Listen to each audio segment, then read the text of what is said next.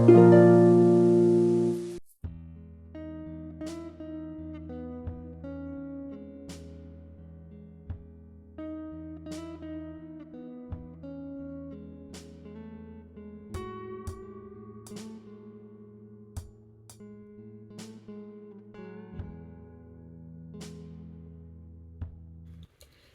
സാജീസ് കിച്ചണിലേക്ക് എല്ലാവർക്കും സ്വാഗതം.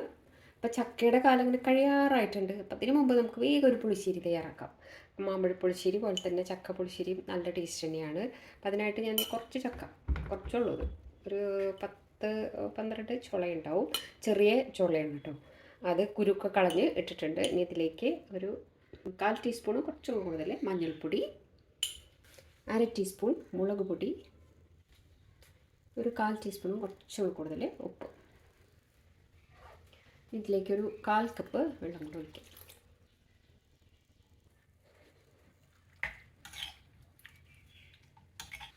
കുറച്ച് വേപ്പിലയും കൂടെ ചേർക്കാം.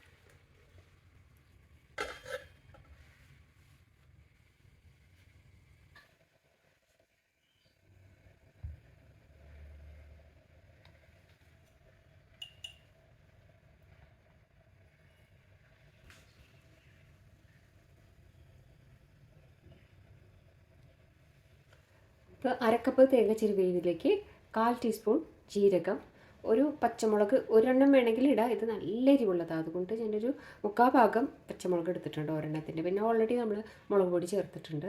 പിന്നെ ഇതിൽ 2 ചെറിയ ഉള്ളി, 2 എണ്ണം, ഒരെണ്ണമൊക്കെ മതി. ഇത് ഓപ്ഷനിലാണ്. എനിക്ക് ഈ ഉള്ളി ചേർക്കുന്നത് ഇഷ്ടമാണ്. അത് സാധാരണ ഈ പുളിശ്ശേരിയിൽ ഉള്ളിയൊന്നും ചേർക്കാറില്ല, ഞാൻ ചേർക്കാറുണ്ട്. ഓപ്ഷനിലാണ് കേട്ടോ. ഇതൊന്ന് ഒരു അല്പം വെള്ളം ചേർത്ത് ഒന്ന് നന്നായിട്ട് അരച്ചെടുക്കാം. ഒരു 10 മിനിറ്റൊക്കെ കഴിഞ്ഞിട്ടുണ്ട്.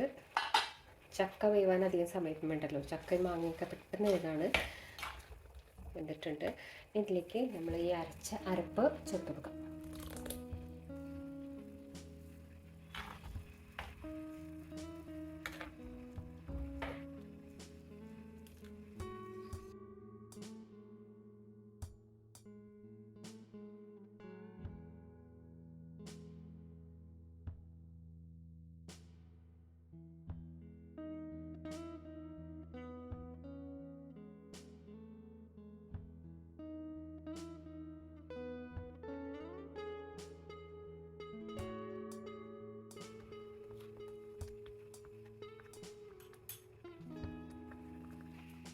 ഇതിനിടയിൽ കുറച്ച് തൈര്, അധികം പുളിയില്ലാത്ത തൈരാണ്.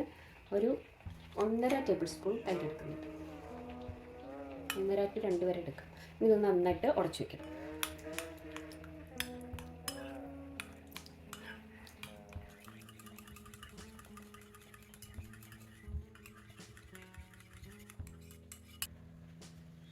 നമ്മുടെ പുളിശ്ശേരി തിള വന്നിട്ടുണ്ട്. ഇത് ഓഫ് ചെയ്യാം. ഇനി ഇത് തിള നിന്ന് കഴിയുമ്പോൾ നമുക്ക് തൈര് ചേർത്ത് കൊടുക്കാം. അപ്പോൾ തൈര് നല്ല ഉടച്ച് വെക്കണം. അതുപോലെ തണുത്ത തൈരാണെങ്കിൽ ആ തണുപ്പ് കളഞ്ഞതിന് ശേഷം കറിയിലേക്ക് ചേർത്ത് കൊടുക്കാം. പെട്ടെന്ന് ആ തണുത്ത തൈര് ഈ ചൂടിലേക്ക് ചേർക്കുമ്പോൾ അത് പിരിഞ്ഞു പോകും.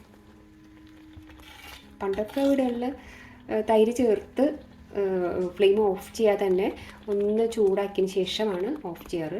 പക്ഷേ നമ്മൾ ഇപ്പോൾ ചേർക്കുമ്പോൾ ചിലപ്പോൾ അത് പിരിഞ്ഞു പോകാറുണ്ട്. അപ്പോൾ നമുക്ക് റിസ്ക് എടുക്കണ്ട.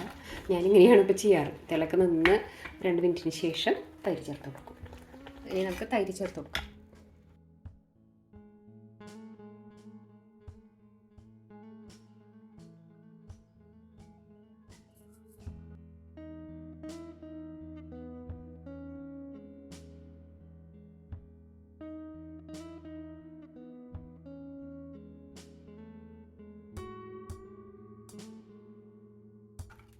ഇതിൽ ഉപ്പൊക്കെ കറക്റ്റാണോ നോക്കണം. വറുത്തിടാനായിട്ട് ഒരു ചീനച്ചട്ടി വെച്ചിട്ടുണ്ട്. അതിലേക്ക് വെളിച്ചെണ്ണ ഒഴിച്ചു കൊടുക്കാം. വെളിച്ചെണ്ണ ചൂടായിട്ടുണ്ട്. അതിലേക്ക് കടുക് ചേർത്ത് കൊടുക്കാം. ഫ്ലെയിം ഒന്ന് കുറച്ച് വെക്കാൻ നല്ലതാണ്. ഇതിലേക്ക് കുറച്ച് വറ്റൽ മുളക്, കുറച്ച് വേപ്പില. ഫ്ലെയിം ഓഫ് ചെയ്യുക.